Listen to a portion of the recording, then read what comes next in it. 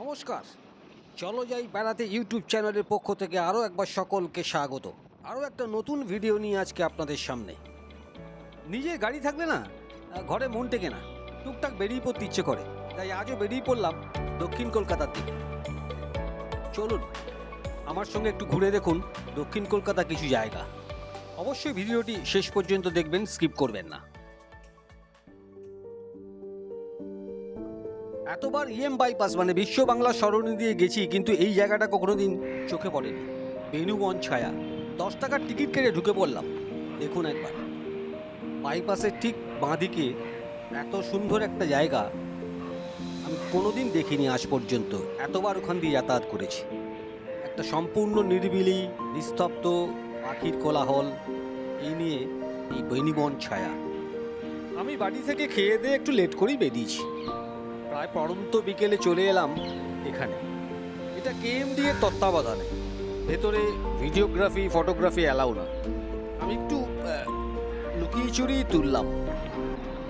আপনাদের অনেকেরই হয়তো এই জায়গাগুলো ঘোরা, তাদের কাছে নতুন নয়, কিন্তু আমার কাছে নতুন।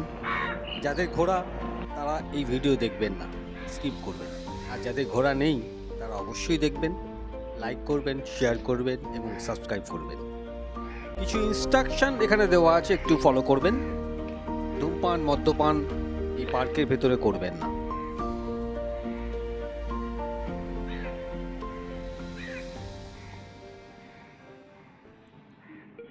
খানিকক্ষণ সময় কাটিয়ে চলে এলাম আরেকটি জায়গায়।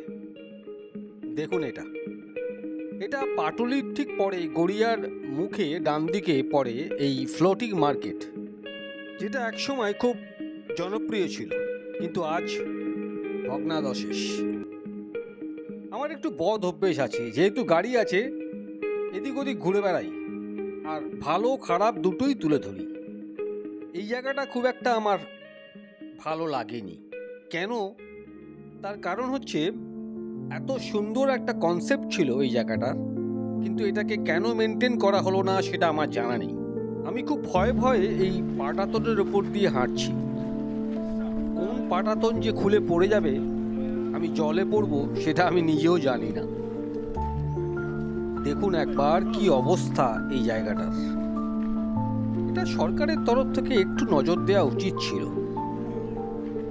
ঘুরে ঘুরে দেখছিলাম, হাতে গোনা কয়েকটা স্টল খোলা আছে, 2-4টে চায়ের দোকান। আমি একটা চাও খেলাম অবশ্য, বাকি সব স্টল বন্ধ।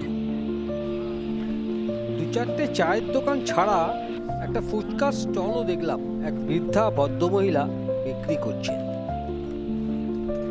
এখানে বেশিক্ষণ হাঁটা যাবে না, পা গলে পড়ে যাব জলে। বেরিয়ে যাই। কি অবস্থা দেখুন। স্বামী বিবেকানন্দ, রবীন্দ্রনাথ ঠাকুর, নেতাজি সুভাষচন্দ্র বসুর ছবি কি অবহেলায় পড়ে আছে।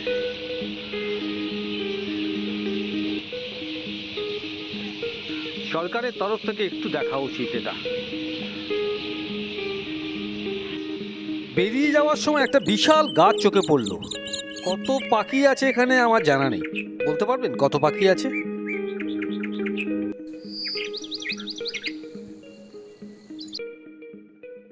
এরপর চলে এলাম গড়িয়া বারুইপুর রাস্তার রাজপুর বাজারের বাঁদিকে। একটুখানি এগোলেই বিপত্তারিণী চণ্ডী মন্দির। এই মন্দিরের প্রতিষ্ঠাতা বাবা দুলাল। বাবা দুলালের আসল নাম দুলাল চন্দ্র দাস। তার বাবার নাম ছিল সাধন চন্দ্র দাস, মায়ের নাম বসন্ত কুমারী দাস। দেবী চণ্ডীকে নিজের বাড়িতেই তিনি প্রতিষ্ঠা করেছিলেন। আজ রাজপুরের চণ্ডীবাড়ি প্রাচীন মন্দিরের এক অন্যতম মন্দির। বহু ভক্তের কাছে আজ এই তীর্থস্থান, এই বিপত্তারিণী বাড়ি। এখানে বিশাল পার্কিং এর ব্যবস্থা আছে। আপনারা 4 হুইলার 2 হুইলার যা নিয়ে আসবেন বিনা পয়সায়, ফ্রি অফ কস্টে পার্কিং করতে পারবেন। আমি আমার বাইকটা এখানেই পার্কিং করেছি।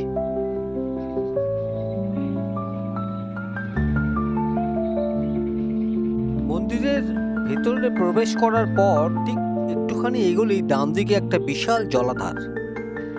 এই জলাধারে প্রচুর মাছ আছে। আমার ক্যামেরা জাস্টিফাই করতে পারলো না, তাই আপনাদের দেখাতে পারলাম না। অনেকটা এরিয়া এই মন্দিরটা ঘোরাঘুরি করলাম, অবশেষে চলে এলাম মূল মন্দিরে জুতো খুলে। এখানে জুতো রাখার একটা সুন্দর ব্যবস্থা করা আছে, কোনো পয়সা লাগবে না, বিনা পয়সায়। মূল মন্দিরে প্রবেশ করে একতলায় মানে গ্রাউন্ড ফ্লোরে বিভিন্ন দেবদেবীর মূর্তি সুসজ্জিতভাবে রাখা আছে। উপরে আরতি শুরু হয়ে গেছে, চলুন এবার একটু আরতি দর্শন করি। বিপত্তারিণীর ব্রতের দিন বহু ভক্তের সমাগম ঘটে এই চণ্ডী বাড়িতে। মায়ের কাছে সবার একটাই প্রার্থনা, সবাইকে ভালো রেখো মা।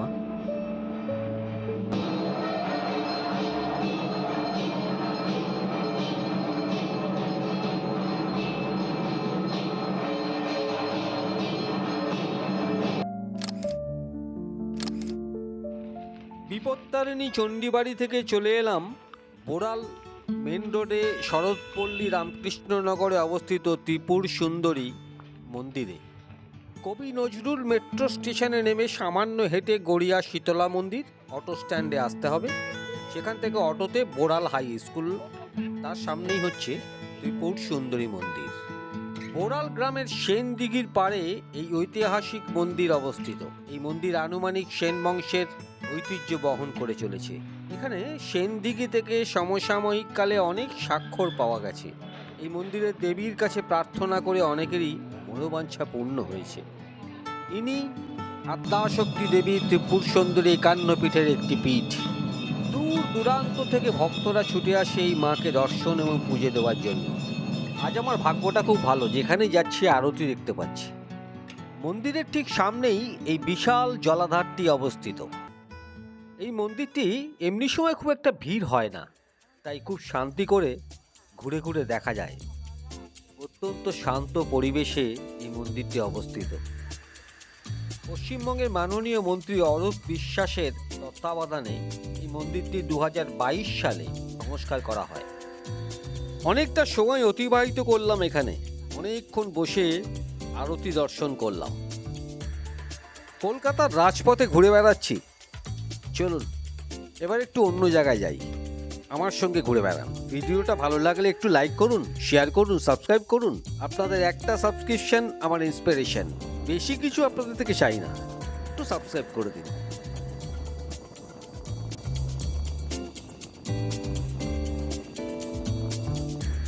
দেখুন দেখুন একবার কলকাতার রাজপথ সন্ধেবেলায়, ফ্যান্টাস্টিক, টপ ক্লাস, একদম টপ ক্লাস। আমার চ্যানেল চলো যাই বেড়াতে, আমাদের ট্যাগলাইনটা দেখেছেন? ক্যাশ লাইন যাকে বলে, বেড়ানোই বেঁচে থাকা। বেড়ানো মানে কলকাতার বাইরে চলে যাওয়া নয়, বেড়ানো মানে কলকাতাও ঘুরে বেড়ানো। তাই করছি, তাই করব, শুধু আপনারা একটু পাশে থাকুন। বাড়ি ফেরার পথে ইএম বাইপাসের উপরে একটু দাঁড়িয়ে পড়লাম। কোথায় জানেন তো? নিশ্চয়ই বুঝতে পারছেন, পাটুলি।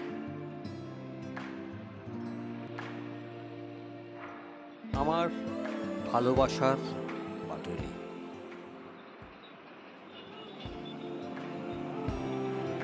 খানিকক্ষণ সময় এখানে কাটালাম, দু একটা ছবি তুললাম, শেয়ার করলাম আপনাদের। এবার বাড়ি ফিরি, চলুন।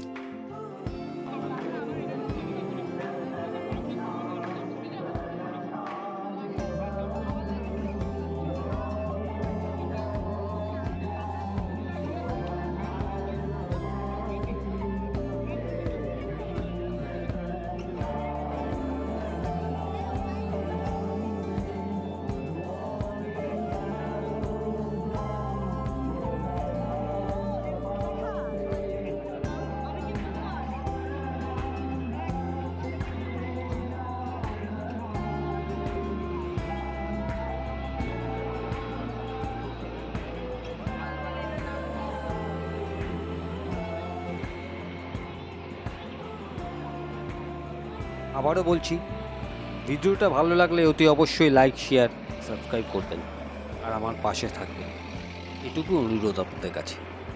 আজকের মতো টাটা, গুড নাইট, শুভরাত্রি। সকলে ভালো থাকবেন, সুস্থ থাকবেন আর আমার মতো ঘুরে বেড়াবেন।